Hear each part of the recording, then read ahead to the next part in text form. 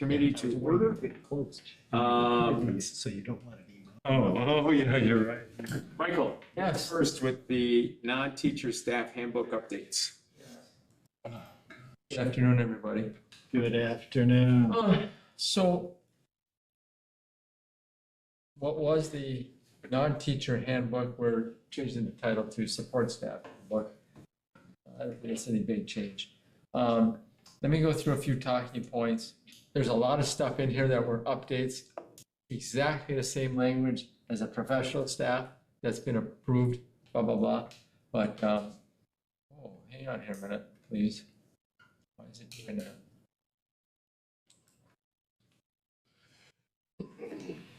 Okay. So for example, health and dental insurance for the health insurance says that the district will be contributing 87%. Remember that it says in there 88, but the reality is the district's been doing 87% since 2020. Okay, so that's where that's at. Same as a teacher. Okay. Nothing big. Then You get sued by, because we said 88, and never paid it. I hope not. I hope not. Then the language relative to absence due to illness in family, basically the same language as professional staff. Absence due to death in the family, same language as the professional staff. I mean, I can go through that, but I think, if you have questions, let me know. Yeah. Workman's comp, same language as professional staff, just updated that. Then remember where it said paid holidays for our support staff? Mhm. It said, this section does not apply to the school force coordinator, physical therapist, occupational therapist, school psychologist, program support, and nurses. Remember, we moved them all over to professional staff, so boom, that's Mhm. struck out. Yeah. Um, Thing that we were in. Then, should be direct deposit. Direct deposit. So Amber and Kristen came to me and said, hey, Mike, because I was asking about different things with this handbook, make sure we got it all updated. They said, we currently have where somebody can have their paycheck put into 3 accounts. And she said, a lot of times that's problematic because their paycheck doesn't cover the 3 accounts, so there's a negative going out there. We have to manipulate and manually start putting stuff in. It's time consuming. So basically they're saying, hey, if we could go from 3 accounts to 2 accounts, that would work a lot smoother for them. And we currently have 9 people doing 3 accounts. We would just grandfather those 9 people in. We wouldn't change anything, but going forward with new people, we'd go with the 2. Have they made, this is just a proposed change at this point, right? Okay, so they haven't been asked to do that yet. They haven't been asked. They haven't been asked to diminish the No. deposits by 1 account. No, Okay. no. This is all this stuff. I can't, Everything yeah. everything you have in front of you today is all proposed. Yeah. We could, Why do we even give people the choice on that?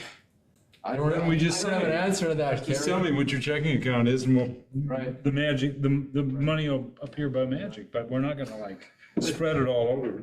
And, the other thing is that as the district puts money into like 3 accounts, for whatever purposes they're doing it for these 9 people, our people don't know. They get notice that we've got a problem. We don't have enough money going in or whatever the case may be. But they don't know what the accounts are what the accounts Oh, really? are being going into and how critical they are to the employees. And it's at the last minute for payroll all the time too, before they get this notice. So it's just one of these things that, But that shouldn't be our problem. I get that, Kerry. Okay. And that's why we're kind of saying, well, let's go from 3 to 2 and that would Let's probably go solve our to issues. 3 to 1. Say it. I'd say just pick an account and we'll put the money in it, but we're not gonna like manage your damn money. let's move from 3 to 1. I wonder what the history of that is. I don't know. Why we've done that. It's just, I never got that I mean, choice to do. I've always felt it was my responsibility, okay? Yeah, Electronically, exactly. now I've got to know where it goes. And why, I'm not sure why we're doing that, you know? I'm gonna make Yes. that as a It's motion. probably a convenience thing. Let's see what happens. Well, go ahead and do your motion. I'll make a motion that we restrict the direct deposit to one account per employee. Is there a second? I mean, I'm not chair, but. I'll second it. yeah. I mean, are we not seeing something that, Are we? I don't know, I can update that and change that in my other job, I can put it in as many different accounts Can as I you? want. can you? And it's something that I do on my own, it's nothing that HR or anybody has to, but if that's something that, you know, we're tasking human time to do, then I can understand that, but for me, being able to go on and log on and change and do things like that, that's, like you said, my own responsibility, but I don't know how that works, to be honest with you, it sounds pretty legit what you're asking, I just don't have an opinion on it, I'll vote whatever you want. I mean, Social Security doesn't say, how many accounts do you want? Hang on, Chris. You're not wrong there. Right, neither will the pension even consider Yeah, it. So, neither will the pension. but what I will say is this, I did use two accounts because the one account paid my mortgage and the other account paid my car payment. So it was very handy to have this amount go here and everything else go here. And that was handy. However, that said, I Yeah. now live in a reality where that doesn't happen. So I move money over and it's fairly easy. It's much easier to do today than Yeah, it was sure. 18 years ago when I did that. This makes sense, because it's so easy for you to do Yeah. it, whether it's on the front end or back end, who cares? Maybe it's historical that we did it back Yeah. at that time. I mean, now it's, Back when you were doing the teaching stuff, you know, when you guys. The old took your- days. Your horse and buggy to the. Yeah, right. exactly. chalkboards, my boy. We had chalkboards, Right, we exactly, did. I know you did, We did have because I was chalkboards. going to split that. Black. I mean, I do what you did, but I set it up. Money comes into one account and I set up when the other Right, exactly. things take it out. So It's easier nowadays, you're probably right, that's probably the explanation for all this, it's just nonsense. I don't know, we shouldn't be dicking around. I'll go with your second, or he seconded it already, but yeah. Makes sense. Are we gonna Sticking grandfather around. the Hang on. nine in? what? Are we gonna grandfather the nine in? What do you mean grandfather them into what? Just It's keep already the doing it. status quo and then everybody knew there's Right. one or whatever, you know? From now on, I mean, you can't go Oh, telling people you I have to change see, stuff, it's okay. already done. Okay, okay. That makes sense. Okay, so we will change the language to reflect one. Oh, we'll take a vote. Grandfathering in. Well, yeah, once we vote. Once we Oh, I'm vote. sorry. That's okay. Any other okay. discussion? No. All those in favor say aye. Aye. Opposed say nay. Now No, you I can don't do it. go Now forward. you can do it. All right. Um, The old days. Overtime. Overtime. The language reflects strict Fair Labor Standard Act. Okay? You either work 40 hours or you get no overtime. The district, everybody here who's been here 3, 4, 5 years, the practice has been that, let's just say you were sick on a Tuesday, we asked you to work on a Saturday, you'd get overtime. Let's say it was a holiday on a Monday, and we asked you to work on a Saturday, you'd get overtime. So the practice has not been consistent with the Fair Labor Standard Act. I propose we stay with the practice. I think it's, from my proposal, I think from my lens, I think it's the best thing to do for our employees. It's not problematic. Okay. It has never been problematic since I've been here, since everybody's been Did we really do it if it was a sick time though in the beginning of the week? I can understand if it was a holiday, Yeah, but if somebody calls in sick and then wants to work Saturday, get overtime for it. They wouldn't, They cover their hours normal pay up till 40, right? And then they get overtime? this is non-professional people, right? yeah, this is support staff. We would be asking them to come in to help out for whatever reason. Yeah. They, there'd have to be especially, there'd have to be a special need for that kind of So stuff. what I'm saying is in the beginning of the week, even if they use sick time, we still allow that. Right. I mean, that's a gift. That's pretty nice. That's a very nice gift. It is a nice gift, yeah. As long as it's not abused. To my knowledge, it hasn't been. Okay. And it's, that's the way it's been from everybody I talked to, it's been forever. It's a pretty nice Yeah, that's cool. set of rules. Treats people But I like, think we have pretty, I mean, our overtime relative to stuff like that's pretty if limited. we pulled that away, Yeah. they wonder why we're grouchy about it, you know? Yeah, so. I mean, Okay, the special education additional 50-cent rate for paraprofessionals, that's all built right into the matrix now. So that doesn't even need to be in there.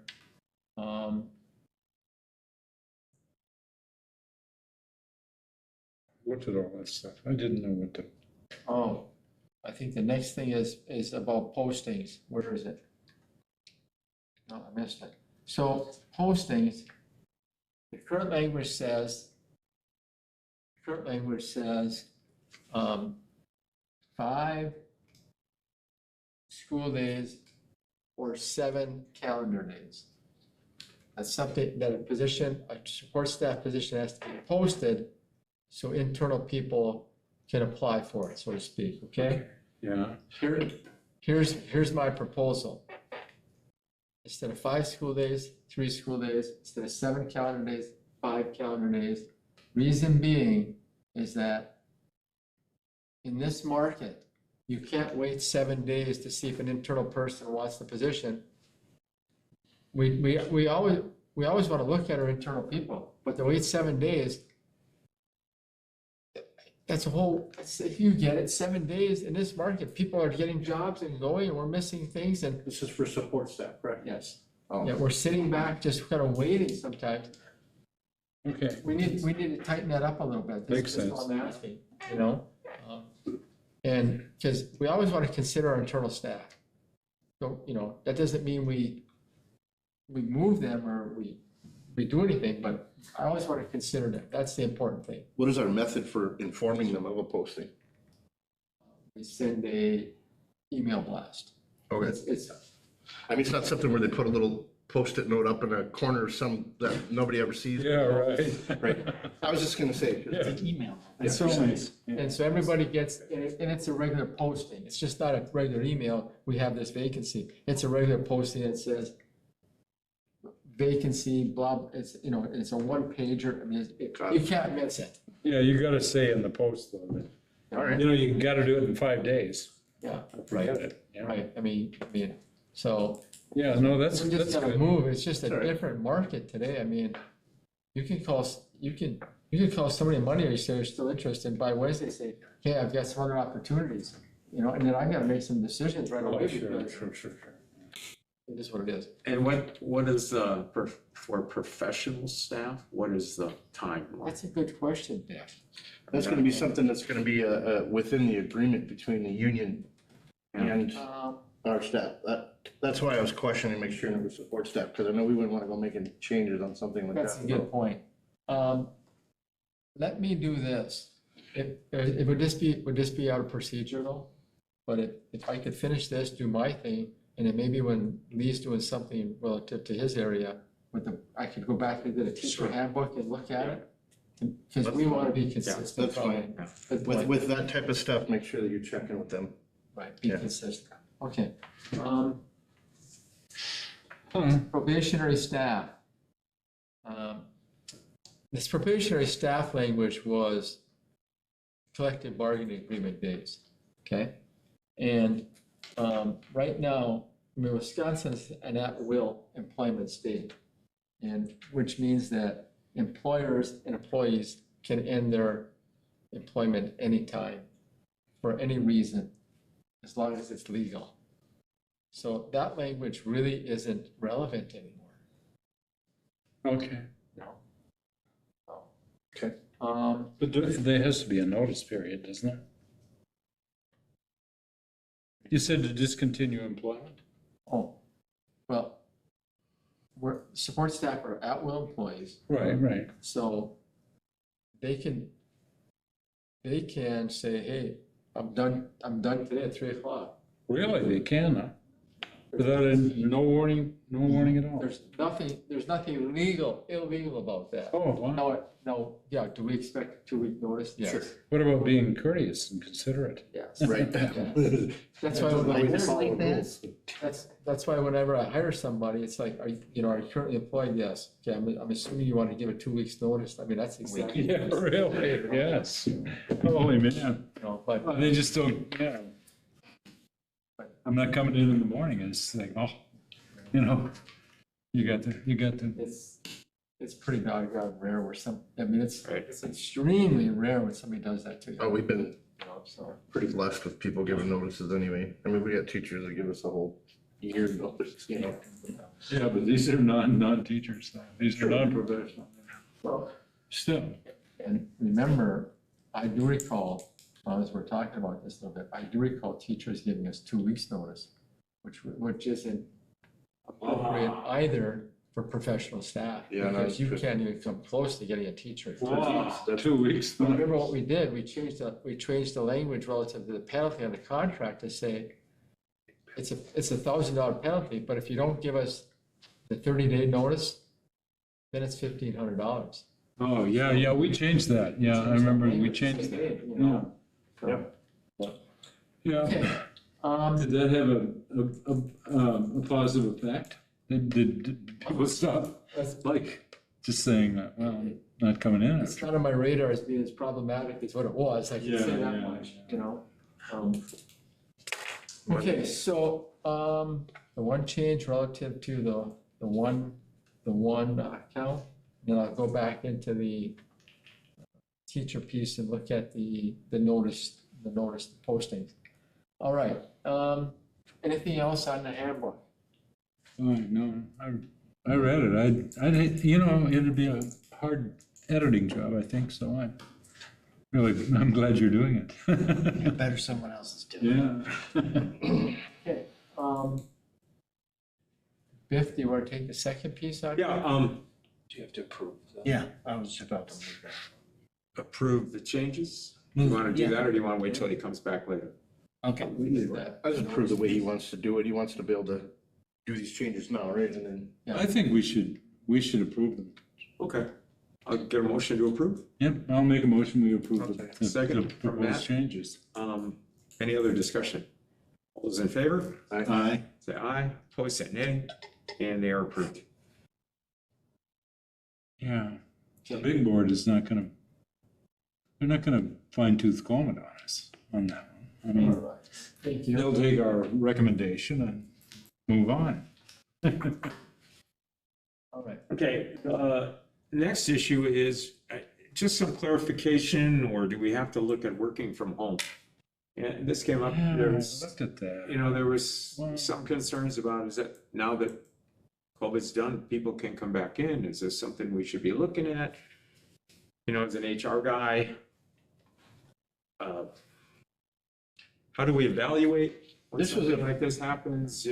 Maybe one person can handle this, doing something this way, and another person doesn't do it well. I just kind of wanted to find out maybe where you and Lee are on this and the board is, and Yeah, if I Go could, ahead. so there's definitely, changes that through COVID, I think provided us some opportunity to have some flexibility with people. I know there are people that work and have worked through the COVID experience where, they hated working from home. And then there were people who liked it and were productive. I like personally having the flexibility for the district to grant the opportunity when appropriate for people to have that flexibility, given their roles and responsibilities. When I was principal at Lincoln, just as an example, the support staff language allowed some of our summertime secretary help to work from home. But we had rules about customer service. So what I would say is, listen, we have our office hours in the summer. Work amongst yourself to create a schedule that's balanced and appropriate. And frankly, what will you accomplish, right? So it's just all about making sure that you have your thumb on what's going on, what's being accomplished. I'm unaware of abuses of this that we've had, either as a principal or, we did some summer work from home things with the secretaries this year. Same rule applied. We want to have people here that are available to help customers or citizens when they come in.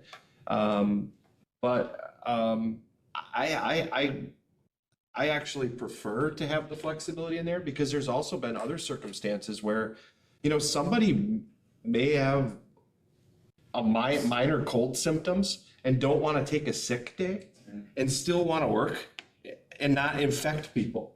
I'm appreciative of that, frankly. I like to stay pretty healthy. Yeah, that's- So I feel like, the supervisors of the district, that being the ones that monitor this, principals or district administrators are familiar with how this works. And I haven't been made aware of any issues or problems as a result of it. But that doesn't mean that some people may not prefer to work from home, which is also fine too. And there also may be times where it's not appropriate. And those are times where you just work it out with the employees. That's my take on the issue. I'm not sure if, Chris, if you guys were on the board at the time, no, Carrie, you remember this?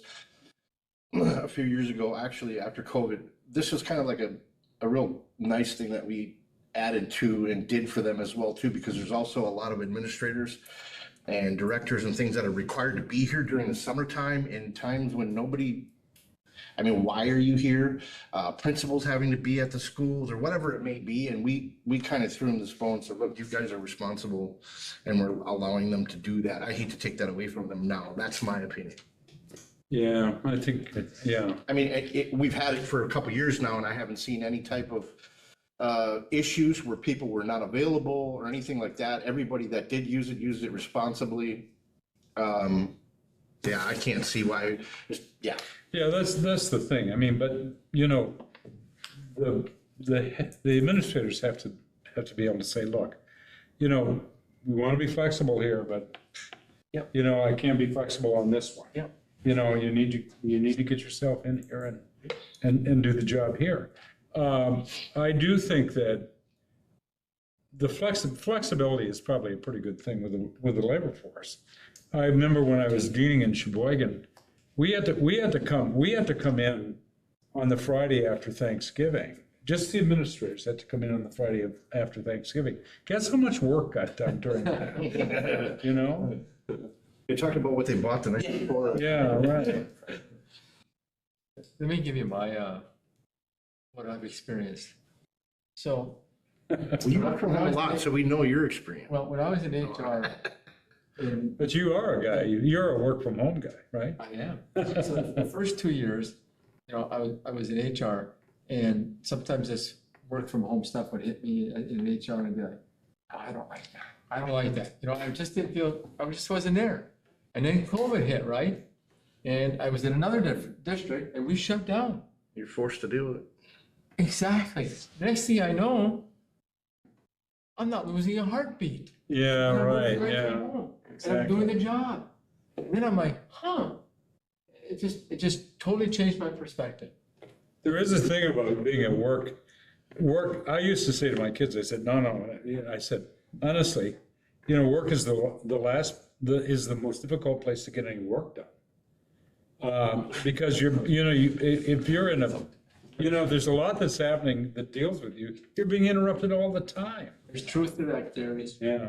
I can work, I blend, as you're all aware. Sometimes I'm on site 2 days, sometimes I'm 3. The whole month of October, I'm on 3, and I'm at home 2. But I can hit the computer at 7:30, 8 o'clock in the morning, have Exactly. lunch. Next thing I know, it's 4 or 5 o'clock. Holy buckets, I got a lot done. Yeah. Jeez, yeah. In the office, I get a lot done too. But yeah, there's other things going on sometimes. Exactly. Not taking away any importance of being at work. You know what I mean? I guess But the importance, just- yeah. I just think people have been responsible with it. I don't think it should change. I mean, the most important thing is the work that needs to be done gets done. Chris? Yeah, I would just say, I think people who can work from home and are productive at it, I don't see how that's a problem.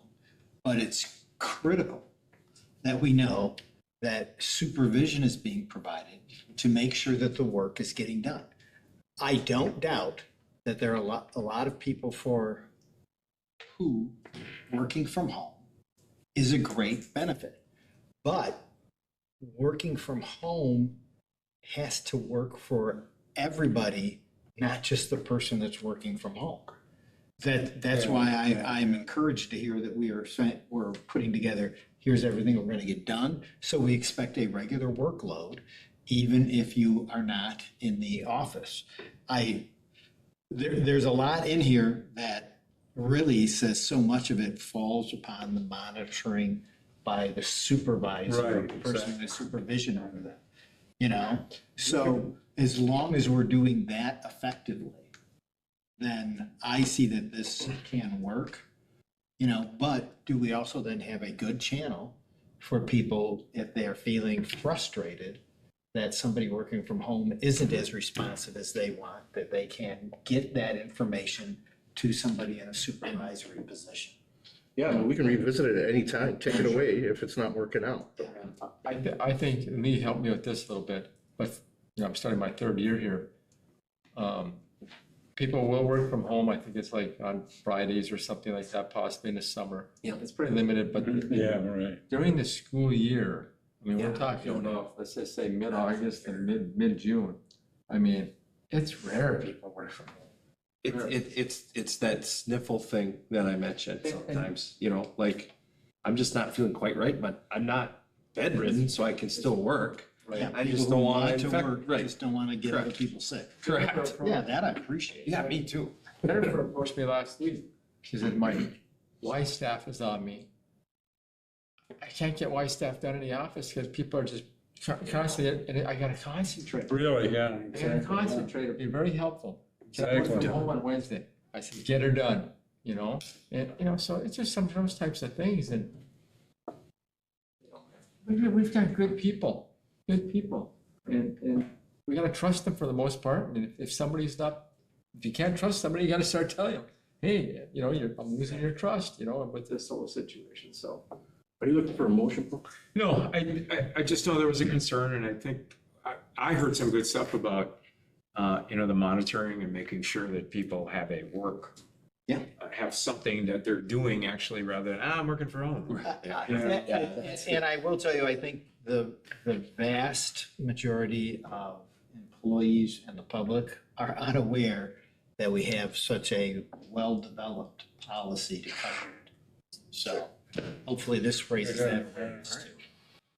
Okay, anything else on that? Otherwise, we'll move to the restructuring, central office. Oh, yeah. Want me to go or you wanna go? Restructuring central. Oh, go office, ahead, yeah. you penned the memo, go ahead. Yep. With Lee's moving to the interim superintendency, obviously, Lee had to think about how he wanted to restructure and get the jobs done in the central office. So as you can see there, you know, I mean, he's the interim superintendent. And as you can tell, Katie, Heidi, and Adam are picking up pieces. Yeah. Yellow pieces are what they're adding to their plate, to make this all happen. And with that being said, we are gonna compensate them, if this passes, we're gonna compensate them a little bit more for taking that on. And with looking at the total cost of this whole situation, the district comes out $55,000 in the black to the good. So. Yeah. I motion to approve. I already spoke to Lee about this. Yeah. We have a motion and a second. Any other discussion? I still want you to speak to it. I just wanted to get my second. Well, I just, I already spoke to him about it. I mean, I understand you're talking about the savings because of how we're moving people around and not having the other salary. It makes sense. It's minimal and we have to do this right now and it's not a big impact. It's gonna help out and I know that those other directors are already doing tons of work. It's not much, I don't know. I see the comments, so I would agree. I don't think we could, they all work very hard and they should be compensated for the additional. Sure. Yeah. Right. I mean, yeah, Chris? I just appreciate everybody willing to pick up these pieces, because there are a lot of them there, and, Yep, me too. you know, this We compensation could have them. is you know, nice, right, but it's a gesture, so. Yep. You can make the argument that, you know, the job descriptions for each one of these positions constitutes a pretty damn full job.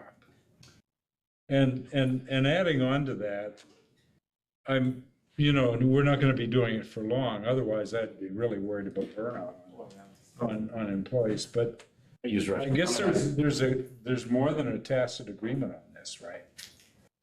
What's that? There's more than just a tacit agreement on this. Oh, everybody's been talked to. Yeah, Everybody's been everybody can talked to, everybody support. said, okay. Absolutely. We would Yeah. never do that without it. Every person on this list who will be taking on extra roles and responsibilities knows exactly what they are and have agreed to them and are happy to do it. Yeah, because, you know, you know, the money they're getting with is a, a lot of money. correct, with a servant heart. And again, to something Mike just said, we have really good people that work here. Well, yeah, And they're we very know that. missionally We know that. driven and want what's best, and they're willing to step up and help. And as you can see, even to, I mean, a pretty significant even savings for the district on that line item, which. Yeah, I just don't want to, The budget comes, budget hearings next week, so we have a different conversation, I but get nervous about sure, crossing the line and entering into exploitation, you know? we're not there. Okay. We're, All right. and the other part That's of it too. disappointing to hear. Well, the other part of it too, though, and That's the, what? but the reason why is Uh-huh. because, you know, we're also a team. I And so, understand that. you know, things are laid out here on this the way they are, but that doesn't mean for a second that I won't be there to help Katie or Heidi on any of the things that they're taking that were mine, and or vice versa. And that's how it doesn't become that, because it's a Yeah. team. Yeah. It's a team. Can I piggyback on that a little bit? Adam here, Vandevent, is an aspiring administrator Okay. in special education, maybe like the director level, somebody, or in the central office, okay? And so when I talked to Adam, I mean, this is an opportunity for him to get more experience, see him have more insight. And like Lee said, talking about the team effect, I said, hey, Adam, you and I are now gonna start working together relative to staff, and overseeing staff and some staffing issues. So, once again, we're all helping each other. So he sees this as an opportunity. Yeah, Yeah, okay. to grow, see if something's, he's putting his toes in the water, right? And to see if he wants to go that Yeah, direction. really, yeah. Yeah, so. I did that and decided it wasn't for me. So we just say, you know, keep us updated if you have to, it's gonna be a change, and right now it's like, yeah, we can do this, blah, blah, blah, but if things start getting too busy and Right. just let us know and Yep. what we can. Do I have a motion to approve that? Do we need to approve? I'll move. Yeah, I thought it was. Or- I I think already it did was, it. didn't we? Yeah. Yeah. A motion and a second on Yeah, it. motion second. Motion and a second, all those in favor say aye. Aye. Opposed say nay. And moving on. Yeah, sure. Teachers under DPI license. Okay. Yeah. But I want to share this with you because when you look at how we staffed the district this year, I gave you a bunch of information about a month ago at the personnel committee meeting and stuff like that relative to Emergis and Elevate and you know, recruiting from the Philippines and everything we have done to see if we can get good people in front of our kids, right? Well, one of the other things to staffing is the license with stipulations.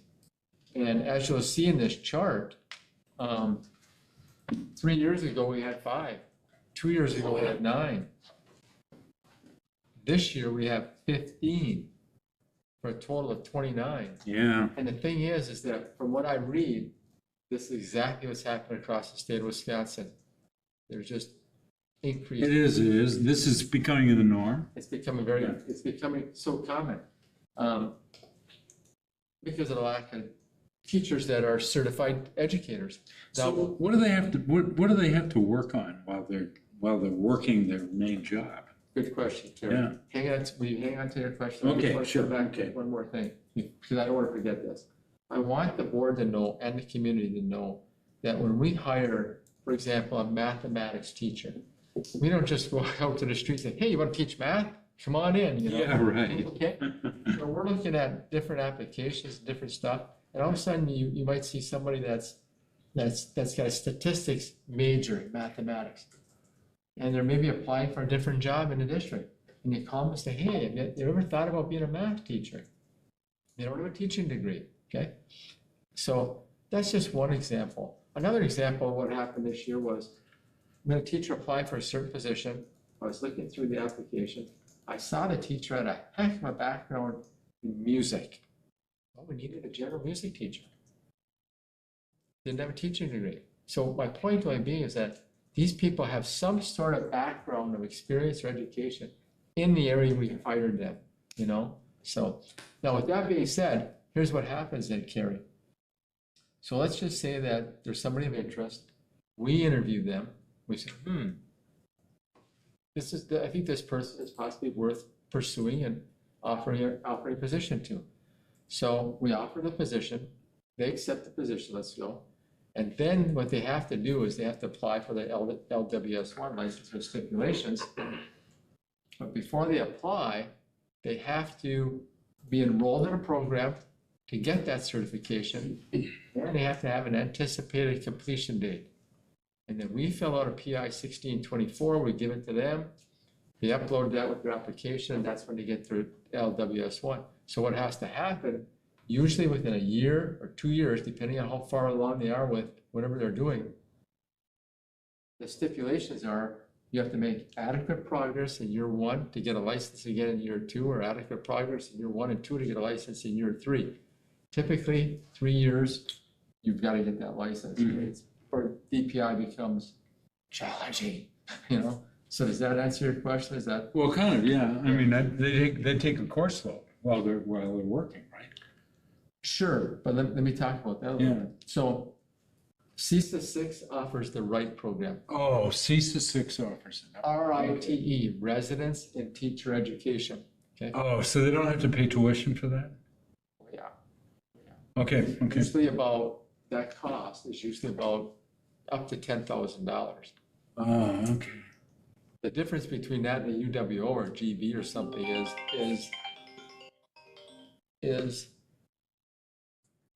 it appears to be cheaper, a little bit less labor intensive. And the CISA 6 programs are more attractive because of a couple of those types of reasons. Financially, for these people that are starting out trying to get their. Oh, yeah, that's cool. So CISA 6 offers the RITE program. There's the American Boards program. CISA 7 offers a program, I'm dropping the name of it, like Excellence in Teacher Education or something of that nature.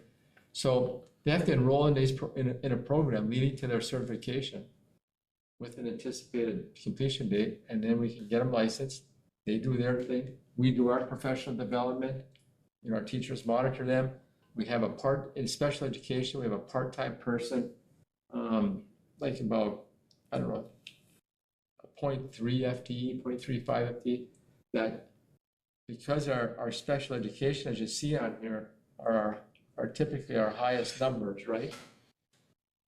That person helps these people with their special education IEPs, all the things that go along with learning how to be a special education teacher. Oh, okay, So- that's probably better. Oh, yeah, so that's a really good thing that we've got Yeah, in place. yeah, that's good. Or that's a retired special education teacher that does that from the district, so, so all in all,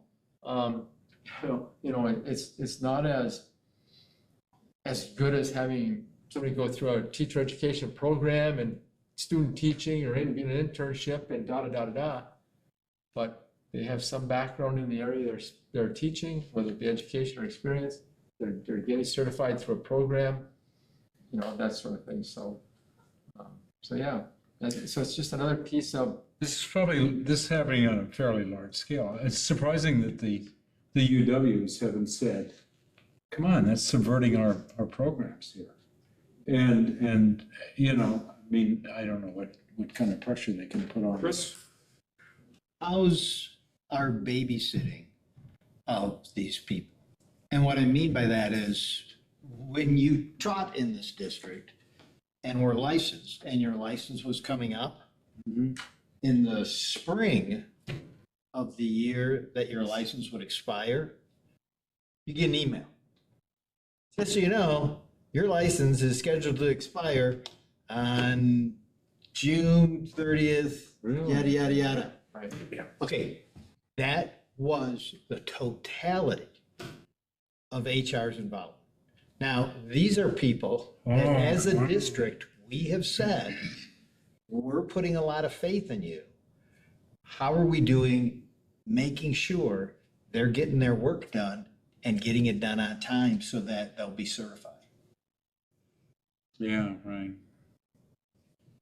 So for example, I just asked Jennifer recently, run us the list of all the LWS ones. And then we go in, we see whether they're licensed for this year or not licensed for 24, 25. And then if they're not licensed, we look in, we go into a few more places to find out why they're not, maybe not licensed or where they're at. So it could be like, well, they've never applied. Okay, why have they never applied? I mean, they haven't enrolled in a program with CISA or whatever yet. So there's all this communication, all this follow-up, because the bottom line is we want to make sure that everybody has a valid DPI license. Absolutely. Whether they're on an LWS 1 or not, a valid license. So once we do that and we try to make sure everybody has a valid license, now what we do is we file what's called the Y staff report in early December. That's what Jennifer was working on just recently, getting all the information in. That will kick out in late January all of our errors. And I think I talked a little bit about that last year, maybe at a board meeting. I can't remember, but I thought I did. It'll kick out errors. What it means by an error is, Mike Nault, either his license is not valid, or he's teaching in an area he's not certified, and we've got to go in and start to analyze every one of those situations. And if I remember correctly, we had 30, 40, or we had a ton of them last year, And we got to go in and analyze all those, because sometimes it's merely, oh, we entered something wrong. Like we put Mike Nault's assignment in there inaccurately. We put him in there teaching social studies when he's a teaching science, and he's certified science. Some of those are simple fixes. Some of them get pretty doggone complex. But the bottom line is, we then in February, March, April, get all this stuff corrected. Because what we want to make sure is everybody's a valid license, starting the year, finishing the year, whatever, that type of thing. So coming back to your question, Chris, because I think this is your question, who monitors whether they're making adequate progress at CISA 6? Let's just go with that, right? Yeah, that was the question. We really haven't monitored that. Okay. No, because when we put the Y staff information in and we process that and it kicks it out, that's when we jump on it. And we're jumping on it right now too, to make sure that they're doing what they need to do to get enrolled and get their license and all that kind of stuff, so. But believe me, it is not my goal to tell anybody how to do their job. It isn't, but I would encourage us to, I certainly hope so many of these people are in license stipulation are also working with a mentor who could be encouraging them to keep moving forward on this and not let this slip away. Your first years of teaching are the amount of mental work that goes in. You could let some of this stuff slip. And the other is I certainly hope the administrators at these buildings are keeping these people top of mind, because unlicensed people are gonna cause us real problems down the Here's road. what happens, Chris, and everybody. So we go in and try to make sure everybody's licensed and that they have a valid license. If during 24, 25, that teacher doesn't do diddly, come next year, if they haven't made the adequate progress, CISA, I'm using CISA 6. CISA 6 has to verify that they've made adequate progress in order for them to become licensed the second year. Right, yeah, So they have a right. valid license for 24, 25, but if they don't make adequate progress, they don't get licensed for 25 Right, years. right. And DPI is tough on that. They're tough on that. Okay. Oh, they should be, yeah. Yeah, because they don't have much tolerance for people that don't follow through with what they need to follow through with. So, So you've been dealing with this sort of stuff now for 3 years, right? So is there any reports from the principals of the various schools about the quality of work these people do? Is there anybody saying, oh gee, these unlicensed people, shit, they're not half as good as the other people? no. Has there ever been any of that sort of stuff? No, I'm not getting that kind of feedback. I mean, Okay. and what I want to say there, Carrie, is that doesn't mean that we haven't had a couple. Okay, sure, That sure, we've been concerned with, yeah. you know, that haven't made it, but, I mean, you know, But generally, but they generally, turn out okay.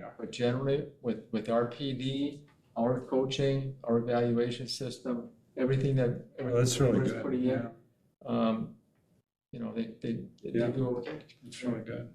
We get some fully trained teachers that don't do so well after. Yeah, that's You true. could that's have a right. couple I know issues what you with mean, yeah. Is there, fully certified. Michael, is there a difference in the cost to the person if they would do CISA 6 or 7? And the reason I'm asking is when I'm on the CISA 7 board, they talk about it's cheaper to go through them because of the dues that we pay to them for other services. And I'm just wondering if there's any cost difference for these people that are going and getting recertified. Yeah, I thought it was pretty close. I mean, I want to say it's over 8,000 with CISA 7, a little over 9,000 with CISA 6, you know.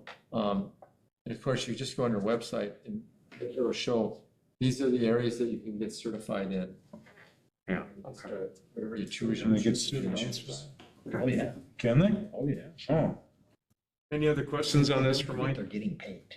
yeah, no. No, Nope. Okay. I mean, honestly, you do kind of magic with this stuff and I mean, the number of holes we'd have in the program without these people. You know, I mean, Yeah, think about the world language person. Gosh, he had a major, this individual we hired this year, I believe he is fluent in 4 languages. And help me out because I'm dropping the term, when you study, not study like a world language, they'd be like, shoot, I'm dropping the term. He had a bachelor's degree, a master's degree, and that type of stuff, you know. yeah, Person we hired for business education had a bachelor's in business administration, and had like 10 years of experience out in the field. I mean, Oh, yeah. so, you know, how rich is that? I mean, so, you know, so when you hire those people, even when you hire a regular certified person, you know, one of the major things in our profession is coming into and being able to build relationships and have rapport with our students and being able to relate to all students A to Z.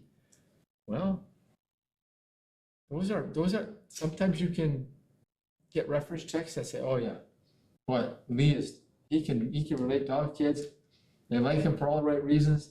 They're on task all the time, you know, stuff like that. Yeah. But sometimes you don't know, and then for the most part, these people can connect really well with these kids, and for the most part, we're doing okay. We really are. Okay. Great. Thank you. Yep. We go through this whole, you have to present this to the formal, the big board meeting, right?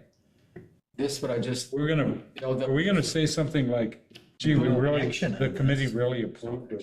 No, there's nothing to approve here. He just kind of wanted to let us know about what's going on. this is information discussion. Okay. I'll put this chart in my director's report, though. Good. Okay, yeah, that's, You can ask. that's good. Okay, we have some new information on the Title IX that we tabled, but we tabled it at the board level. So it has to be taken off the table at the board level. Correct. But I guess what I'm looking for is a discussion, and maybe we would suggest that the board take it off the table because of the information. Lee was at a meeting, and then he sent out, I don't know if you got a chance to read your email today, but, I didn't so- get a chance to read through the whole thing as you sent it 4 hours ago. Yeah, it was hot off the press, so. Absolutely. So essentially, yeah, the memorandum really stands through the updates, right? So, you know, if you look at the memorandum, the bottom line here is what the district wants to do is it wants to follow the law. Whether that be the ruling of courts as the law of the land, Yeah. or the law is set forth by, The statute. the regulations from the department. We have zero risk as a district in passing the new Title IX policy.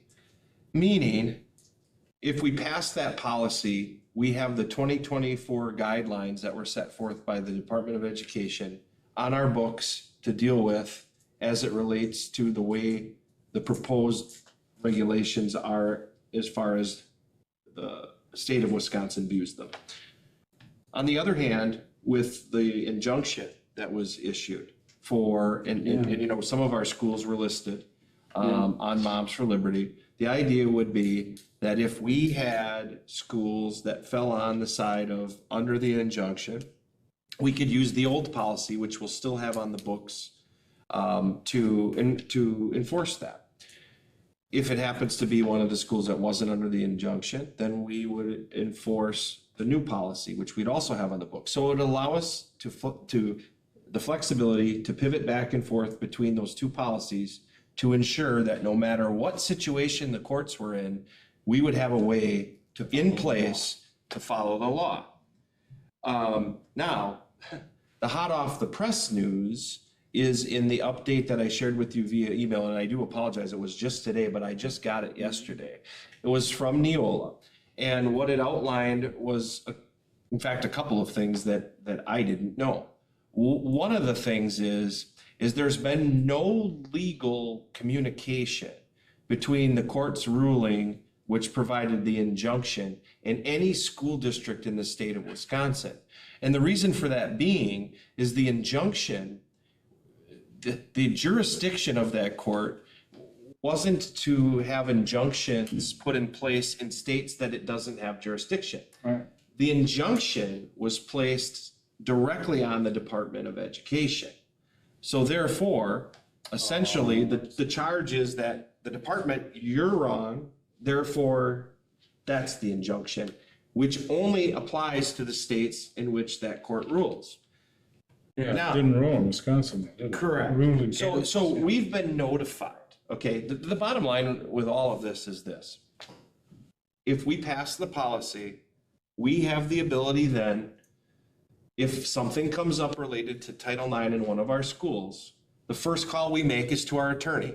And we say, hey, we have a complaint, came from this school. Based on your viewpoint, do we apply the 2024 policy and guidelines or the 2020 policy and guidelines? Covered either way, because the attorney says, hey, our viewpoint on this right now is, you know, this school is under the injunction and or not under the injunction, which allows our administrators to perform the tasks that are necessary to conduct investigations in Title IX complaints and then provide resolution. So the recommendation that you're getting from me is to pass the policy so that we can follow the law no matter what. Okay. And did you make any adjustments like I talked about?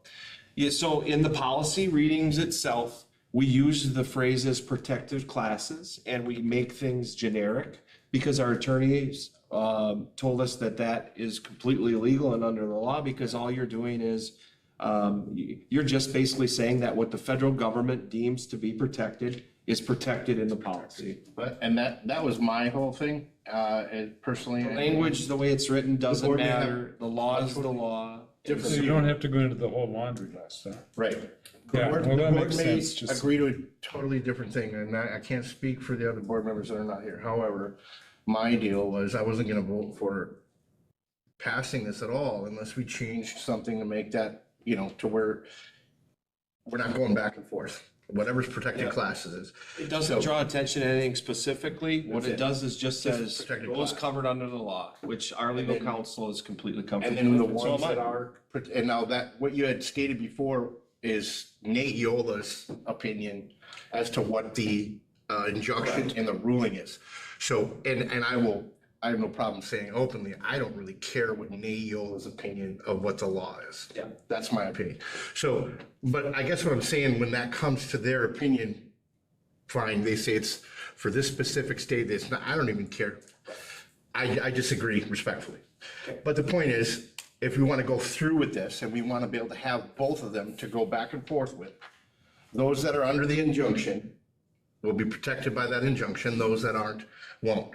Now, I understand, I've gotten several emails and texts regarding, hey, my school wasn't on that memo. And I just told them, I said, look, if your school is on, is covered under that injunction, you have a parent under there, you don't have to worry about it. That's, the point of passing this is because there is procedural things that need to be done differently. Whether or not, who can make the complaint, who can resolve the complaints, how much time you have to file a complaint, things like that, that we want to make sure that we're covered. So by doing this, we're not stepping on anybody's toes, in my opinion. And that's why I was okay with forwarding this on to the board. But The key call is to the attorney if we Yeah. receive a complaint because of the difference of opinion. So, Correct. Neola's opinion is this. Yeah. Again, Neola's great. This is giving us some guidelines. Sure. But I always want to, as they say, trust but verify. And we have legal counsel that are, And it it's covers a us no matter what. 15-minute email to our attorney, and he looks at it and says, yep, from my view, this is the guidelines you use. And frankly, that's what we would do. Yeah. Yeah. I don't know. So do we, We don't have to take any action.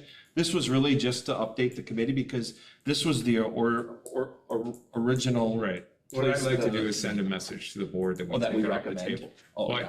But before I would do that, whatever we do for one school in this district, according to what we got today, should be for all the schools in this. If our attorney has that same opinion, Right. then that would be Well, true. because they're saying here that the Moms for Liberty is not valid. Well, They they are filed. not, they're not part of this. They decision. filed, yeah, so they filed their, they do have open communication with the courts Right, to say, we have children in these schools. right, That has been allowed. right. The question around though, whether or not that court, right, and this is what's unprecedented and what's messy, okay?